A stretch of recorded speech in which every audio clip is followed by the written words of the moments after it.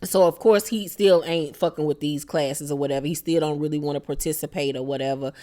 And he basically is forced to, because the teacher Renee, basically threatens that if he doesn't participate, she's going to tell the court and that nigga gonna go to jail. So he get to talking about, he basically an angry motherfucker that, go off at the drop of a dime. And so she tells him that he needs to start doing these breathing exercises. And he looking like, girl, if you don't get the fuck out of here, like, what the fuck is this shit? Bitch, I ain't Sinead O'Connor. What the hell is going on? So after class, the teacher was like, what's good with you? Like, you gonna have to start like participating. And he was like, I mean, what you gonna do? How you gonna handle, me? Like, I'm a angry motherfucker. Like, what's good? Like, what's up? And I was like, how you doing, Marvin? Marvin made my undercarriage quake, honey. I was like, okay.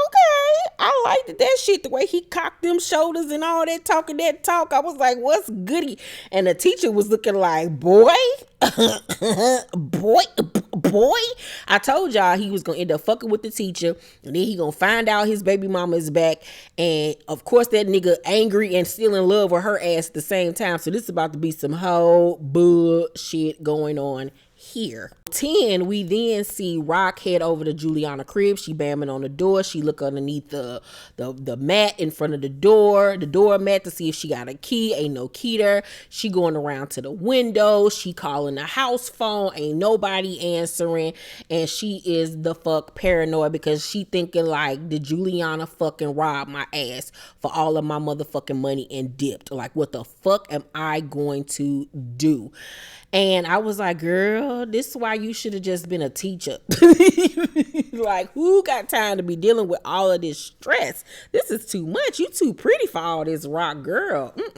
Kanan heads over to, the projects to pull up on his mama, to talk about what Howard told him and to find out what happened with Scrap, but she not there. So he end up dipping off. Mind you, the people in the building are complaining about the product they being sold. The other residents that ain't on drugs mad because the damn elevator keep on being filled and people can't get on the elevator to get to their damn apartments and shit. Like, people are mad, especially this man that's in a wheelchair, child.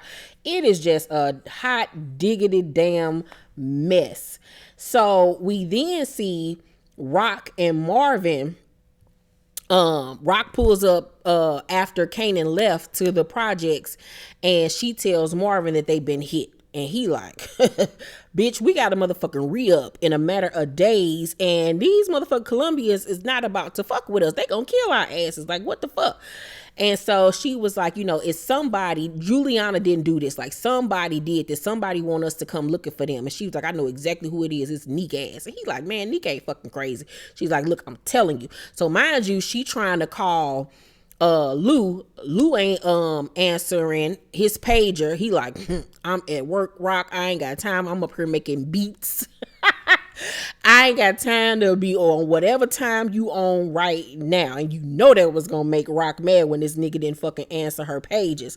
Man, I'm getting me a pager. I want a pager again. Fuck that. I don't want you to be able to access me all willy-nilly by having my phone number. Text me and then I'll decide if I want to get back with you. Okay? Now, mind you, when Kanan had pulled up at the projects, he was seeing how the whole operation is going down, how his mama is out here, moving product. So while he was there, his little badass decided to confiscate some crack. And so his idea to get Famous some money and to get his mixtape out there is to throw the cassette tapes away and on the inside of them put crack for customers. So then people can start knowing his name and listening to the music, however, whatever. So the police pull up on them while they doing this or whatever, but they, had already pulled up on them before. So they thinking that they literally just out there trying to sell these mixtapes and, laughing at their asses, not even knowing that on the real, they out here selling product. And I was like, oh, you a smart little motherfucker to an extent, because all this shit gonna backfire on your dumb ass too, Kanan. Like, your dumb ass still ain't learned shit. Every time Kanan do something little bit low-key smart, somebody always end up dying behind the shit. We then see Burke, old homely looking ass, in the backyard drinking, chugging back some brewskis, some Coors Lights, some Budweisers with her dad, who used to be in the force as well.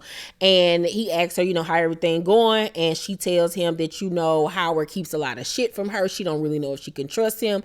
And Daddy was like, you gotta trust your partner no matter what. Y'all supposed to have each other's back. Don't be investigating and looking into your partner. Like, that's not what you do when you in the force. So she like, Captain, I got you. But low key, she's still gonna do what the fuck she want to do, and that's gonna end up getting her ass killed at some point because you're too fucking nosy, you dumb ass. You should have listened to your goddamn daddy. Back at the studio, fake ass Cassie, aka Ziza, in the booth singing some little yang yang, and everybody bobbing their head thinking she gonna be the next Pebbles or some shit. And everybody feeling the song except for her manager, Cartier. He feels like she needs a better song. Like she needs something with a little bit more boom, boom bass. And so as they're discussing this whole situation with this song, Rock ends up storming into the studio like, motherfucker, you ain't see me calling you? Like, the fuck is going on here? And Cartier likes what he see, and he immediately gets to spouting some fucking Shakespeare to her ass, talking about some to be or not to be. That is the question. And Rock looking at him like, who the fuck are you? And you could tell she was like a little bit low-key intrigued. And I was like, we like fat boys now, Rock? You can't go from symphony to this. Like, what the fuck is going on here? Because she was looking at him and he was like, my name is Cartier or whatever. She was like, yeah, I know who you are. And she was like, look, I need to talk to you, Lou. And so she pulls Lou into the other room and she like, I'm up here paging you and you up here trying to make this bitch into the next Lisa and Coat Jam, and we got real shit going on. So she runs down everything that's happening and he like, man, Nick ain't that fucking crazy. I bet you was that Juliana bitch. She like, nah, I'm telling you it's Nick. And she was like, look, I need for you to go hit the streets and find out if you can hear anything. He was like, I got you. She was like, nah, nigga, it's time to work. It's go time. He like, all right, I got you. And I think what's going to end up happening with Lou in the long run is that, Rock is going to take this studio shit away from him and he's going to fucking resent her and hate her. And I think Lou going to end up getting killed. I don't see Lou surviving this whole situation. I think that Lulu is going to end up dying at some point. Now, remember on Power, season 1, Kanan, when he got out of jail and he popped up at Ghost's house and he was like, I'm about to be out. I'm going to go see my mother. Now, that's the only reference that they made to Rock's character in season 1. So that could have either meant she was still alive or that could mean he was going to see her grave. We don't know. So we don't know if Rock survives or not. So I'm looking forward to seeing how that whole situation is going to pan out. Now, mind you, while they talking about the re-up, the Colombians and shit, and how they gonna kill their asses if they don't get this, money to them, Crown is eavesdropping at the door. And I'm like, here this light-skinned nigga go. Marvin heads over to the PJs. And he ended up running into wheelchair dude who's complaining about the elevator and having to wait for 45 minutes to get up to the crib. And of course, Marvin on some nigga, you better get the fuck out of my face type of time. Like, he ain't got time for this shit. He crazy. But he ends up implementing the breathing exercises and it actually works. And he actually helps the dude onto the elevator. And he kind of like, okay, Miss Thing knew what she was talking about a little bit. Okay, I'm gonna try to make this work. And I was like, okay, Marvin, go ahead on. I'm liking what I'm seeing here. I don't think this shit gonna last too long, but for right now, this is really cute. Then we see later on that night, Howard is at his crib fucking a prostitute or whatever. When homegirl leave, we see Burke sitting outside and she's surveilling him and she ends up following the prostitute to wherever the fuck she's going because she's trying to figure out what type of time Howard is on. And I'm like, girl, in the heat of the night. Back at the crib, we see Kanan and Jukebox in his room and he has told Jukebox what Howard told him about him being his father. And she like, nah, I don't believe that at all. She was like, you gonna talk to your mom about this? He was like, yeah, I gotta find out if it's true. He was like, you gonna talk to your mama about this? Like, Rock, like, that bitch is crazy. Like, if I was you, I wouldn't say a damn thing.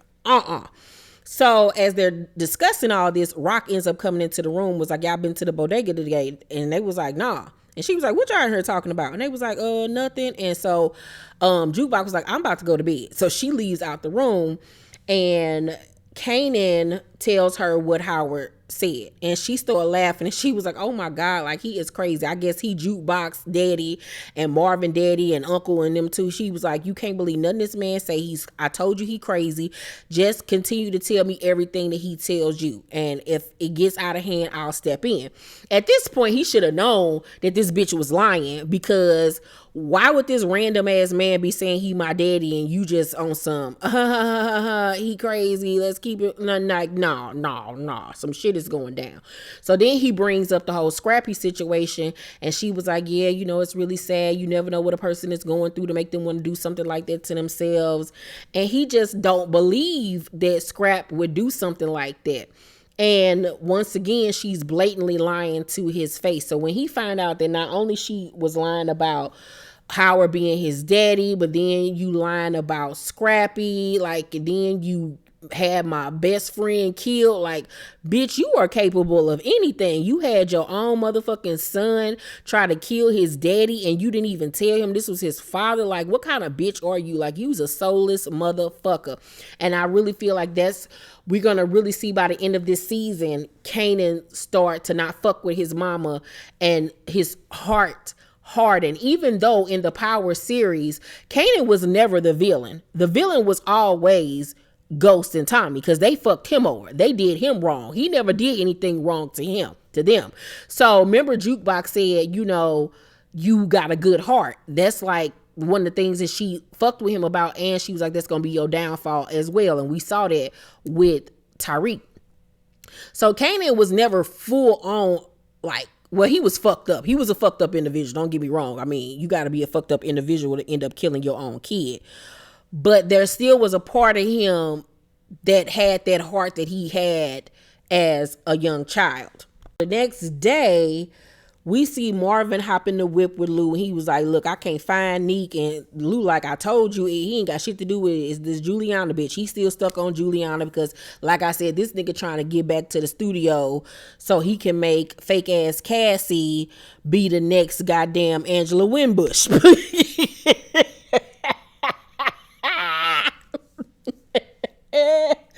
So, meanwhile, Lulu got the song that Jukebox was in the studio singing, playing on the radio. And so Marv was like, damn, that's Juke. And he was like, yeah. He was like, damn, she sound good. He was like, she always has, motherfucker, if you would just have listened and believed in her. But, he's still so stuck on her mama singing and shit that, he takes that shit out on her because, she reminds him so much of Kenya. So he was like, do she ever ask about me? And Lou looked at him like, nigga, what? After what the fuck you did to her? No, nigga, she don't ask about you. And so Marv was like, I really fucked that up, didn't I? And so, he get real teary-eyed and shit because he realizes, like, I really fucked up my relationship with my daughter. I'm like, yeah, you fought her like she was a nigga on the street just because she liked fucking girls. Like, nigga, I would never fuck with you again like that. And so he was like, I'm just gonna get up with you later. And Lou tried to stop him to talk to him, but Marvin just keep on going. Like, I don't ever really foresee him and Jukebox ever having any type of father-daughter relationship. Only way I can see that happening, and for a brief moment, is if Kenya comes into her life and plays her. And he has to, stick up for her and console her. Kanan and Famous is sitting out front on the steps at his crib. Famous still ain't made enough money from what they was doing on the block to get him a place. So he still stuck. He's like, yo, we gonna have to get some more product. And Kanan was like, I can't take no more for a minute because they gonna start to realize that, somebody been skimming off the top. So next thing we see, Crown pulls up, and Crown was like, your mama here? And he was like, yeah, she inside. And so he asked him like what they got going on, and Famous is like, I'm trying to find a place to stay or whatever. And he was like, I probably can help you with that.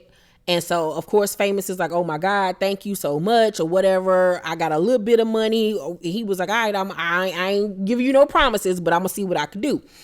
So then he knocks on the door and asks Rock, can they talk for a minute? And she was like, I ain't got time for that right now, because she's still trying to figure out where the fuck her money at and where Nick is. But he was like, I got a way that we can, handle this situation with Lulu that'll help both of us. So she lets him in the house, and they sit down at the damn table, and Crown basically offers her to buy the studio from him. That way she got control over everything, and she can wash the drug money through the record company, and then as well get Lulu out of there and back focus on the streets and the drugs and shit. And it's a win-win situation for both of them. And right when, he think he getting somewhere, her phone goes off and she's like, look, we're going to have to talk later. And he was like, nah, like, because if Lulu find out, he going to kill me. She was like, it ain't going to, leave here. I'm not going to say nothing. And I'm like, yeah, you ain't going to say nothing, because you're going to do what he's asking you to do, which is going to make your brother fucking hate your fucking guts.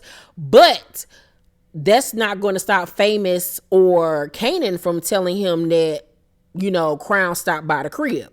So it's going to get back to Lulu what Crown did sooner rather than later. It's getting dark outside, and we see Jukebox telling her mama Kenya, as Kenya is walking down one of the busy New York streets or whatever. So she telling her mama she's following her, and she ends up following her mama into a church. So she waits a minute, and then she heads into the church, and she opens the door, and she stands in the back in the last pew, and she sees her mother rehearsing with the choir, and she's singing lead, and she realizes, oh my God, my mama can sing. This is where I got my gift from. So, it's like, oh my God, like I see my mama in the flesh.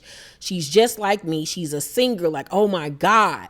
And as Kenya is performing, Kenya, played by LaToya Luckett, she ends up looking towards the back of the church, and she spots Jukebox, and she immediately knows who she is. So I guess she's been keeping up with her somehow, some way throughout the years, that she immediately knew it was her, which I can't wait to find out how she knew it was her, since she hasn't been around her since I don't even know how long.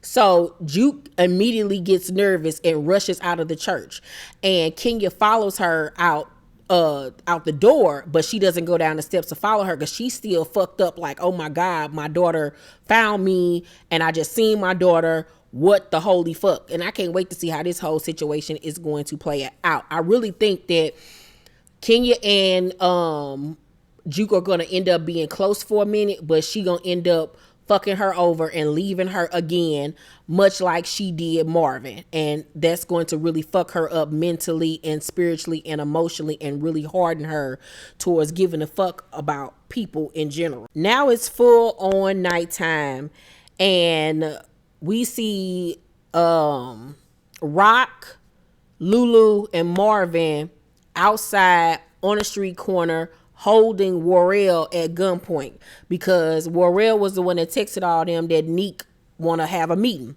So they just trying to make sure this ain't no setup or no shit like that. He was like, motherfucker, ain't nobody trying to set y'all up, because I'm the one that's going to end up probably getting killed out of this shit, because I just switched sides.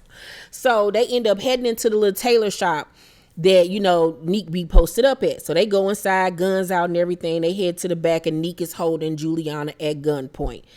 And I was like, hey, Unique, how you doing with your finance? So Neek was like, basically, he did all of this because he was like, I want to be left the fuck alone. My name don't ring bells like it used to. I ain't going to get back in the game. Ain't nobody fucking with me. So at this point, I just want y'all to leave me the fuck alone. I'm going to leave y'all the fuck alone. And let me and my family live in peace, because I'm not moving nowhere. I'm not going nowhere else, because this is home for me, and this is all I know. And he was like, as you can see, you can still get touched if I wanted you to, but leave me the fuck alone, and we Gucci. So Marvin like, fuck that. Like, this nigga tried to kill Lulu. Like, nah. And Lulu like, I don't even give a fuck about that shit no more. Like, it is what it is. And so at this point, Rock is like, bet, you got it. Now, where the fuck is my money? But we all know that this shit just not going to end that fucking easily between them. So now they back on top with the money and everything like that. But now they got other hurdles with this whole mob type shit going down. So then at the end of the episode, we see Kanan getting off the bus. He heading home. He thinking everything is Gucci. He turned a corner, and None other than Howard is standing there. And he like, oh shit, like this motherfucker up here like a ghost his damn self. So he clutching his book bag like, what the fuck this nigga want? Because, you know, he still kind of low-key shook when he around him. And so Howard was like, you talk to your mother. I bet you she said I was crazy, da-da-da-da-da-da. But I'm telling you, I'm telling the truth. And he was like, you want to know how? He was like, because I remember everything from that night, including the motherfucker that shot me and that you was the one that did it. So Kanan really like, oh shit, he do know, like, what the fuck? So he don't know if he about to get arrested, what? But Howard was like, you know, I took that bullet from you. Now I'm going to take one for you. I'm not going to say nothing because a father would never do that to his son. And he left him standing there with that to chew on. So now Kanan realized, oh shit, this nigga not lying. He's really my daddy. My mama really been lying to me. He's not gonna snitch on me. He knows everything. And his world has basically blown up in his face. And he don't know what the fuck to do at this point. And I'm like, child, this is about to be a whole diggity damn mess. And I am here for the shenanigans. Overall, I'll give tonight's episode of Raising Kanan an A. The writing was phenomenal. Loved everything about it. Love everything about this show. Remember, you guys, to check out my birthday vlog. The link will be down below in the description box. Make sure to thumbs up this video, like and subscribe, and hit that notification bell button. I love you guys, and I'll see you on the next video. Bye.